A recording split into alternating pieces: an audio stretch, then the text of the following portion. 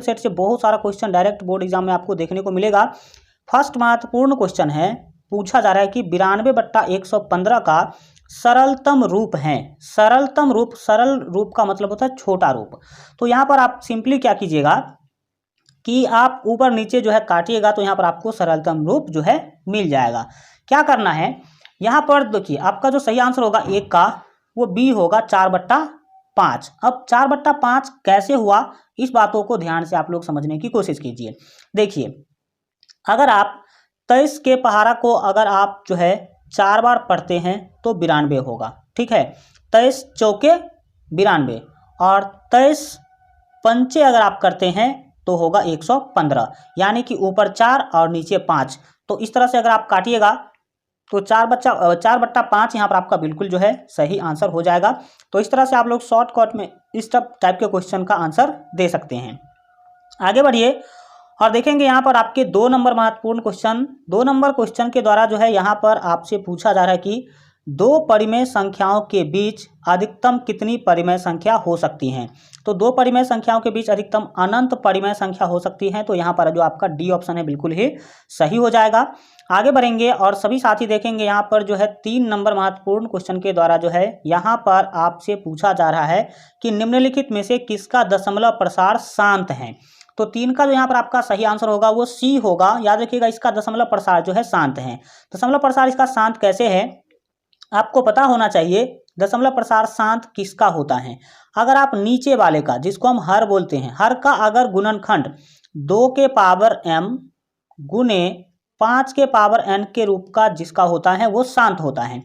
तो यहाँ पर जब आप 1600 का अगर गुणनखंड निकालिएगा तो यहाँ पर आपको पता होना चाहिए कि 2 गुने 2 गुने 2 गुने 2, ठीक है। 2 दूना 4, 4 दूना 8, 8 दूना 16 और गुने आप जो है 100 कर सकते हैं। और 100 को आप जानते हैं कि 5 गुने जो है आप कर सकते हैं 5 100, जहाँ तक बात है 100 का, ठीक है। तो 100 का जहाँ तक बात है तो आप 100 को 2 गुने 5 गुने 5 गुने 2 लिख सकते हैं, क्योंकि 2 पंचे 10, 10 पंचे 50 और 50 दूना 100। तो यहाँ पर आप देख सकते हैं कि केवल इसके गुणनखंड में 2 और 5 आ रहा है। 2 और 5 केवल आ रहा है, तो 2 और 5 जिसके गुणनखंड में आएगा तो वो क्या होगा, शांत होगा। तो यहाँ पर जो आपका 3 का सही आंसर होगा वो सी होगा, क्योंकि 1600 का जो दशमलव ये गुणनखंड होता है वो 2 के पावर m और गुने 5 के पावर n के रूप का होता है। तो यहाँ पर इसका दशमलव प्रसार शांत हो जाएगा। आगे बढ़ेंगे और 4 नंबर क्वेश्चन को देखेंगे। पूछा जा रहा है कि बहुपद dy² प्लस by प्लस 1 के शून्यकों का गुणनफल होगा। शून्यकों का गुणनफल आपसे पूछा जा रहा है, आपको पता होना चाहिए शून्यकों का गुणनफल का मतलब होता है अल्फा इंटू बीटा, और अल्फा इंटू बीटा का जो फॉर्मूला होता है वो होता है c/a। और यहाँ पर आप देख सकते हैं कि c का जो वैल्यू है वो a है, ठीक है। तो ऊपर आपका a आ जाएगा और नीचे जो है a का मान देख सकते हैं कि यहाँ पर d दिया गया है। तो a/d यहाँ पर आपका बिल्कुल जो है सही आंसर होगा। तो यहाँ पर आपका डी ऑप्शन इसके अनुसार जो बिल्कुल सही होगा, a/d आपका बिल्कुल जो है सही आंसर हो जाएगा। इस तरह के क्वेश्चन को आप सोच समझ के आंसर करेंगे, क्योंकि आपको पता होना चाहिए कि पावर 2 स्क्वायर वाला का जो ये गुणांक होता है वो a कहलाता है। पावर 1 वाले के साथ जो होता है उसको b और कांस्टेंट पद को हम लोग c कहते हैं। इस तरह से डी ऑप्शन आपका बिल्कुल सही होगा, a/d आप याद रखेंगे। आगे बढ़िए और सभी साथी देखेंगे यहाँ पर जो है अपने 5 नंबर क्वेश्चन को पूछा जा रहा है कि √18 का परिमेयकारी गुणांक है। मतलब किस संख्या से √18 को गुना कर देंगे तो ये परिमेय संख्या बन जाएगा। परिमेयकारी का मतलब होता है परिमेय करने वाला, यानी कि परिमेय बनाने वाला। तो आपको यहाँ पर पता होना चाहिए कि √18 को जो है आप लिख सकते हैं 2 गुने, ठीक है, 2 दूना आपका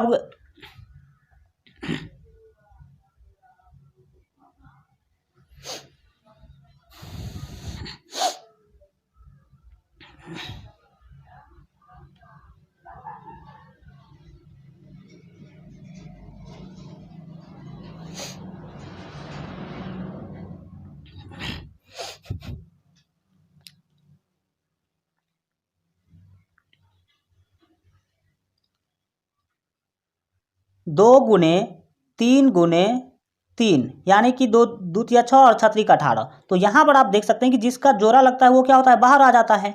तो 1 3 तो बाहर आ जाएगा, लेकिन अंदर कौन बच जाएगा, √2 बच जाएगा। तो 3√2 जो है ये रहा एक अपरिमेय संख्या। तो इसको परिमेय बनाने के लिए इसको किससे गुना करना होगा, ये आपको सिंपली बताना है। तो यहाँ पर जो आपका 5 का जो सही आंसर होगा वो बी होगा, यानी कि √2। अगर आप इसको √2 से गुना कर दीजिएगा तो ये परिमेय बन जाएगा। कैसे, ये 3 तो 3 है, ठीक है, और √2 को √2 से जब आप गुना कीजिएगा तो आपको मिलेगा 2 और 3 दूना 6, यहाँ पर आपका हो जाएगा 6/1 लिख दीजिएगा। तो यहाँ पर आपका हो जाएगा 6/1 परिमेय संख्या हो जाएगा। तो आपने देखा कि √18 को परिमेय अगर आप बनाना चाहते हैं, परिमेय बनाना चाहते हैं तो इसको √2 से क्या करना होगा, गुना करना होगा। तो बी ऑप्शन यहाँ पर आपका बिल्कुल जो है सही आंसर हो जाएगा।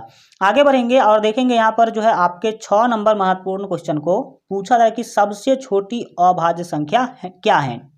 सबसे छोटी अभाज्य संख्या है, सबसे छोटी अभाज्य संख्या क्या है। तो यहाँ पर जो आपका सही आंसर होगा 6 का वो बी होगा। दैट मीन्स याद रखेंगे कि सबसे छोटी अभाज्य संख्या जो है वो 2 होती है। आगे बढ़ेंगे और देखेंगे यहाँ पर जो है आपके जो 7 नंबर महत्वपूर्ण क्वेश्चन है।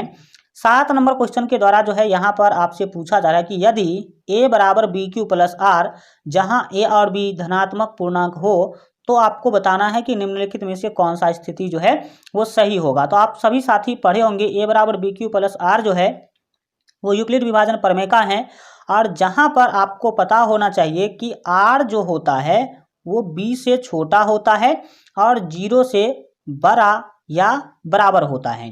तो इस स्थिति में तो आप देख सकते हैं ए ऑप्शन गलत हो जाएगा, क्योंकि इसमें R को बड़ा बनाया गया है लेकिन R जो है b से क्या होता है, छोटा होता है। बी ऑप्शन आप देख सकते हैं कि R को 0 से छोटा बताया गया है, तो R कभी भी 0 से छोटा नहीं होगा, तो ये भी ऑप्शन सही नहीं है। लेकिन सी ऑप्शन आपका सही हो जाएगा। क्यों, क्योंकि R इसमें b से छोटा दिखाया गया है और ये सही बातें हैं। देख सकते हैं आप इस फार्मूला के अंतर्गत कि R जो होता है वो b से क्या होता है, छोटा होता है। तो सी ऑप्शन आपका बिल्कुल यहाँ पर सही आंसर हो जाएगा। आगे बढ़ेंगे और देखेंगे यहाँ पर आपने 8 नंबर क्वेश्चन को, 8 नंबर क्वेश्चन के द्वारा जो है आपसे पूछा जा रहा है कि निम्नलिखित में कौन परिमेय संख्या है। तो 8 का यहाँ पर जो आपका सही आंसर होगा वो डी होगा। याद रखेंगे कि ये एक परिमेय संख्या है। बोलेंगे कैसे, तो √5 से √5 क्या होगा, कट जाएगा, आपके पास बचेगा ऊपर 6 और नीचे आप 1 कर लीजिए। तो 6/1 क्या हो गया, परिमेय संख्या हो गया। तो इस तरह से यहाँ पर आपका डी ऑप्शन क्या है, एक परिमेय संख्या है, ये आप याद रखेंगे। नेक्स्ट देखेंगे यहाँ पर हम लोग जो है 9 नंबर महत्वपूर्ण क्वेश्चन को। 9 नंबर क्वेश्चन के द्वारा आपसे पूछा जा रहा है कि द्विघात बहुपद x² + 12x + 35 के शून्यक हैं। आप सभी को पता होना चाहिए कि द्विघात बहुपद के 2 शून्यक होते हैं, जिसमें से एक को हम अल्फा बोल देते हैं, दूसरे को बीटा बोल देते हैं। तो इसमें आपको बताना है कि शून्यक जो है वो दोनों धनात्मक होंगे या फिर दोनों ऋणात्मक होंगे या दोनों बराबर होंगे, धनात्मक अथवा एक धनात्मक अथवा एक ऋणात्मक होंगे। क्या सही आंसर होगा यहाँ पर, तो यहाँ पर हम आपको बता दें कि 9 का जो आपका सही आंसर होगा वो बी होगा, यानी कि दोनों ऋणात्मक होंगे। इस बहुपद का दोनों शून्यक जो होगा वो दोनों ऋणात्मक होगा। क्यों, क्योंकि जब आप इसका हल कीजिएगा, हल निकालिएगा तो x का दोनों मान जो है वो माइनस में होगा। किस में होगा, माइनस में। और इसके लिए एक ट्रिक आपको याद रखना है कि अगर तीनों पद अगर प्लस में हो तो उस स्थिति में हमेशा जो शून्यक होते हैं वो दोनों के दोनों शून्यक माइनस में होते हैं, यानी कि ऋणात्मक होते हैं। ये आप इस तरह से याद रख सकते हैं। आगे बढ़िए, जब आप इसको सॉल्व भी कीजिएगा तो आपको पता चल जाएगा कि दोनों जो x का मान है वो ऋणात्मक ही आ रहा है। 10 नंबर क्वेश्चन को देखिए, पूछा जा रहा है कि निम्नलिखित में कौन अपरिमेय संख्या है। अपरिमेय संख्या कौन सा है, तो 10 का यहाँ पर जो आपका सही आंसर होगा वो सी होगा, क्योंकि √27 का कोई भी मान जो है वो बाहर नहीं आता है। 121 का आप जानते हैं कि 11 × 11 कर देंगे, 196 का भी होता है और 289 का भी होता है, 17 289 होता है और ये 14 का होता है और ये 11 का होता है। लेकिन 27 जो है वो रूट से बाहर नहीं आ पाता है, इसीलिए यह क्या है, एक अपरिमेय संख्या है। ये आप याद रखेंगे।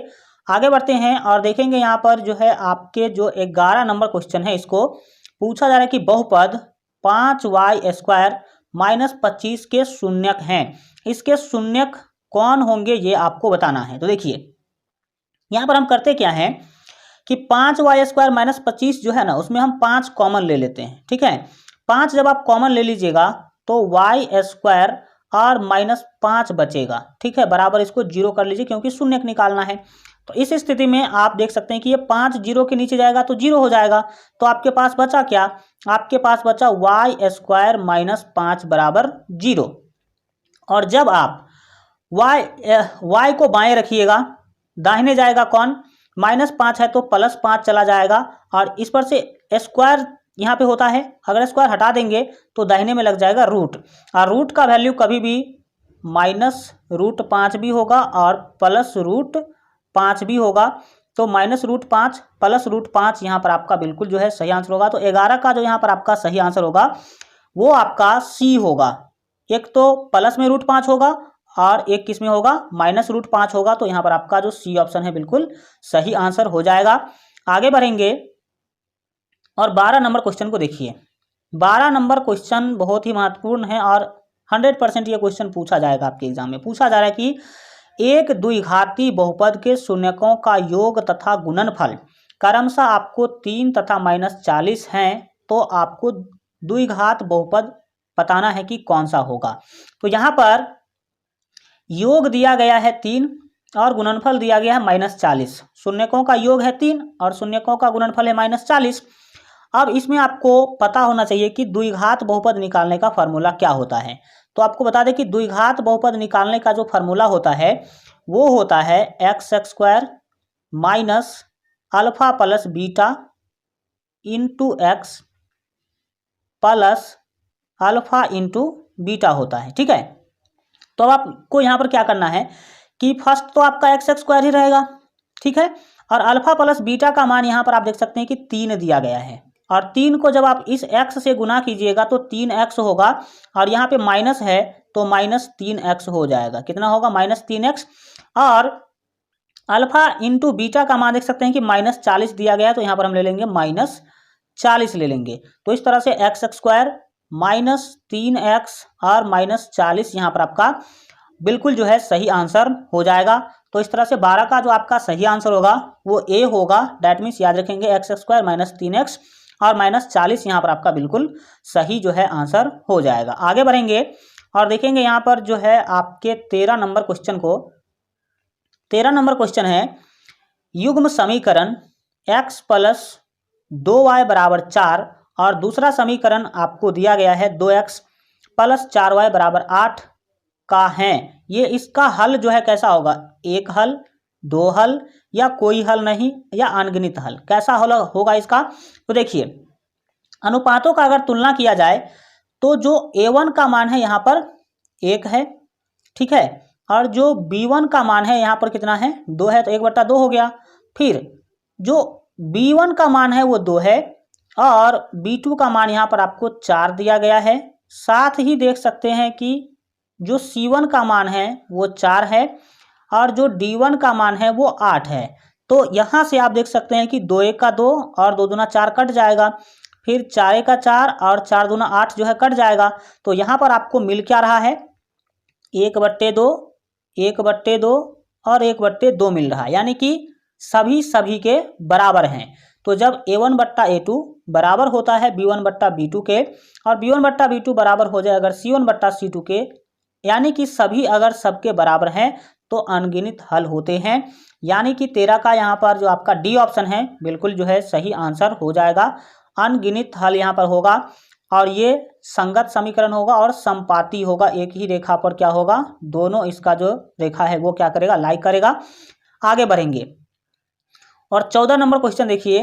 मैट्रिक बोर्ड एग्जाम के बेहतर तैयारी के लिए अगर आप अभी तक जो है हमारे मोबाइल ऐप को डाउनलोड नहीं किए हैं तो इस वीडियो के डिस्क्रिप्शन बॉक्स में आप लोगों को मोबाइल ऐप का लिंक मिल जाएगा। तो वहाँ से मोबाइल ऐप आप लोग जरूर जो है डाउनलोड कर लीजिएगा, जिस पर आपको सभी सब्जेक्ट के most important subjective question, objective question, quick revision notes, class notes और मॉडल पेपर का PDF आपको बिल्कुल फ्री में जो है हमारे मोबाइल ऐप पर मिल जाएगा। और ऑनलाइन टेस्ट भी आप लोग हमारे मोबाइल ऐप पर बिल्कुल फ्री में दे सकते हैं। तो 2 मोबाइल ऐप का लिंक है मैट्रिक के लिए, 10th बोर्ड एग्जाम के लिए, तो दोनों मोबाइल ऐप का लिंक आपको इस वीडियो के डिस्क्रिप्शन बॉक्स में मिल जाएगा, तो वहाँ से डाउनलोड कर लीजिए। नहीं तो सिंपली प्ले स्टोर पर सर्च कीजिएगा LGR स्टडी, तो वहाँ पर दोनों मोबाइल ऐप आपके सामने चला जाएगा। तो दोनों को आप लोग जरूर जो है डाउनलोड कर लीजिएगा। 14 नंबर क्वेश्चन है कि यदि बहुपद x² plus AX plus B के शून्यक एक दूसरे के व्युत्क्रम हो तो आपको B का मान क्या होगा, ये आपको क्या करना है, बताना है। आप सभी जानते हैं कि ये द्विघात बहुपद है और द्विघात बहुपद के शून्यक दो होते हैं, एक होता है अल्फा और एक होता है बीटा, ठीक है। तो यहाँ पर बोला जा रहा है कि जो शून्यक है वो एक दूसरे के व्युत्क्रम है। एक दूसरे के व्युत्क्रम कहने का क्या मतलब है, अगर अल्फा का मान आप क्या करते हैं, 2 मान लेते हैं, तो बीटा का जो मान होगा वो होगा यहाँ पर 1/2। तो यहाँ पर 2 का जो व्युत्क्रम है वो 1/2 है। तो यहाँ पर क्वेश्चन में भी यही बोला जा रहा है कि शून्यक एक दूसरे का व्युत्क्रम है। एक शून्यक अगर 2 है, अगर 2 मानते हैं तो दूसरा शून्यक 1/2 होगा, यही क्या है, व्युत्क्रम कहलाता है। ये इसका व्युत्क्रम है 1/2। तो इस स्थिति में आपको b का मान क्या करना है, निकालना है। तो देखिए आप सभी जानते होंगे एक फार्मूला अल्फा इंटू बीटा का, ठीक है। अल्फा इंटू बीटा बराबर आप सभी जानते हैं कि C/A होता है। क्या होता है, C/A। तो यहाँ पर आप मान बैठा लीजिए। अल्फा का मान यहाँ पर आपने 2 लिया है, ठीक है, और गुने यहाँ पर गुना होता है और बीटा का मान है 1/2। और इस स्थिति में C का मान आप देख सकते हैं कि यहाँ पर -B है। C का मान कितना है, -B। तो इस C का जो मान है हम क्या ले लेंगे, -B ले लेंगे। और C नीचे में A का मान लेना है, तो A का मान यहाँ पर कुछ नहीं है तो 1 होगा, ठीक है। अब क्या होगा समझिए, इस 2 से ये 2 कोना कोनी कट जाएगा, तो इधर क्या बच रहा है, 1 बच रहा है, और इधर क्या बच रहा है, -B। तो इस स्थिति में आप बोल सकते हैं कि जो मान होगा वो -B = 1 होगा। और आपको पता होना चाहिए कि बाएं तरफ हमें माइनस नहीं रखना होता है, तो बाएं से हम क्या करेंगे, माइनस हटा देंगे और दाहिने में क्या कर देंगे, माइनस लगा देंगे, यानी कि B = -1 आंसर आपका हो जाएगा। तो देख लीजिए कि B = -1 कौन सा आपका सही आंसर है। तो देख सकते हैं कि यहाँ पर जो आपका 14 का जो सही जो है आंसर हो जाएगा वो B होगा, यानी कि -1 यहाँ पर आपका बिल्कुल जो है सही आंसर हो जाएगा। आगे बढ़ेंगे। 15 नंबर क्वेश्चन काफ़ी महत्वपूर्ण है, लेकिन इसमें मिस प्रिंटिंग है, ठीक है। ये हल्का जो है इसमें ऑप्शन गलत दे दिया गया है, लेकिन हम आपको पूरा सही आंसर बता रहे हैं। पूछा जा रहा है कि अर्धवृत्त का कोण होता है। आपको पता होना चाहिए कि वृत्त जो होता है, तो वृत्त के केंद्र पर जो है, वृत्त के केंद्र के चारों तरफ 360 डिग्री का कोण बनता है। लेकिन यहाँ पर आप लोगों को जो है अर्धवृत्त के बारे में बताना है। पूरा वृत्त का तो 360 डिग्री होता है, लेकिन यहाँ पर आपको अर्धवृत्त का बताना है। अर्धवृत्त का मतलब आधा वृत्त, और आधा वृत्त जो है आप इस तरह से क्या करते हैं, बनाते हैं। तो देखिए ये इसका रहेगा केंद्र, तो केंद्र जो रहेगा, तो यहाँ पर अगर आप इसको 2 पार्ट में बांटते हैं तो 180 डिग्री का कोण ऊपर बनता है और 180 डिग्री का कोण नीचे बनता है। तो यहाँ पर तो केवल इतना ही कोण बचेगा, तो यहाँ पर 180 डिग्री होना चाहिए। आंसर कितना होगा, अर्धवृत्त का कोण होता है कितना डिग्री, तो 180 डिग्री आप क्या करेंगे, याद रखेंगे। यहाँ पर किसी भी ऑप्शन में 180 डिग्री नहीं दिया गया है, लेकिन आप याद रखेंगे अर्धवृत्त का जो कोण होता है वो हमेशा 180 डिग्री का होता है, क्योंकि इस स्थिति से आप लोग पूरा समझ पाए होंगे। आगे बढ़ जाएंगे।